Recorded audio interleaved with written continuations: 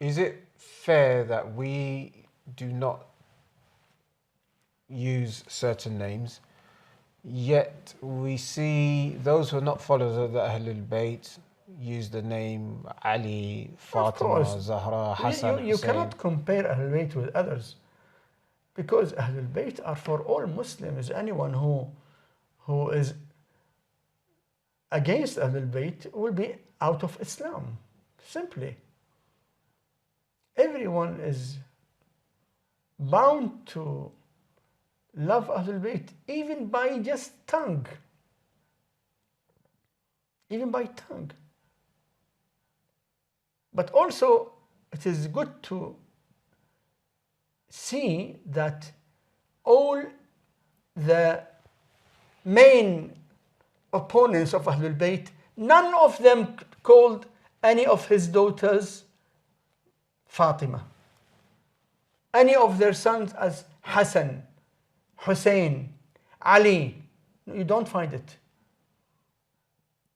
You don't find it in the families, which is itself a sign of a stand against Ahlul Bayt. Yes, please. Sayyidina, before we move on, what is the big deal with the name in the first place? A name. Why can't, I mean, a name, it's more about the personality of the individual, surely. The name is just that. It's just for me to be able to identify that this is Sayyid Muhammad al-Mousawi. No, it is not like that. Not name is not like, it is not A. You see, if it is A, B, C, D, or you can say A 15, B 2000. Yes. It has no meaning.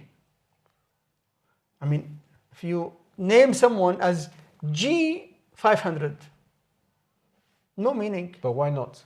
As long as you know who you're talking about. So we are talking, and I say, I'm talking about B15 because that's his name. Why does he need to be named Muhammad or Ali or... The human society always used the name with some feature, some meaning. Muhammad is the person who must be praised. Ali, the person who is high. Hassan, the person who is best. So every name has got meaning. It is not meaningless names. That's why we have got mustahab names.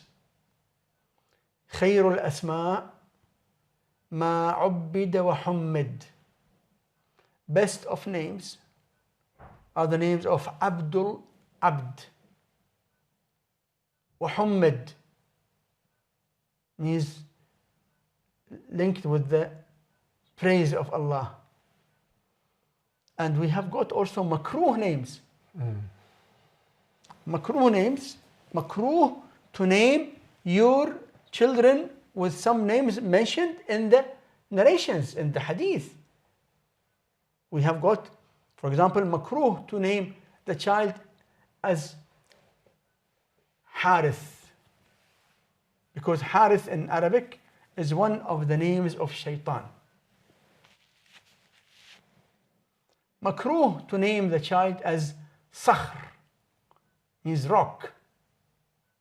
You know, the father of Muawiyah was Sakhr. Makruh, some names are makruh. So they are mustahab names, recommended. They are makruh names. So the names of our enemies means only their names. Only their names.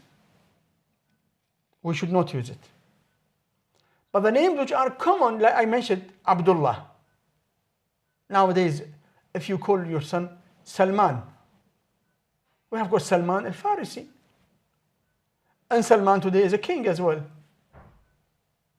If you you name your son as name of any head of state or king or whatever, that does not mean that you are calling after his name. It is a common name. Common name used by one individual does not make the name belong to that individual. But if a name belongs to a person, not a common name, say today, if you say Saddam, Saddam is not a common name. It is not used commonly by people. There are very few here and there, but usually when you say in this age, in the 20th century, 21st century, when you say Saddam, means Saddam of Iraq. To name your son after Saddam is not good, because he was a criminal.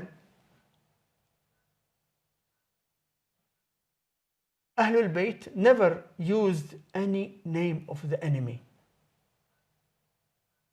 They used common names, and they always told people to use the names of good people. Khalid, the name Khalid, is that? Also makruh. Okay, I thought so. Khalid is makruh as well. Yeah. For many reasons. Number one, Khalid is a false name. A false name. False. Because no one is Khalid but Allah. Khalid means everlasting. Eternal. No? Yes. Eternal. No one is eternal. So when you call a human being as eternal, he is dying after all.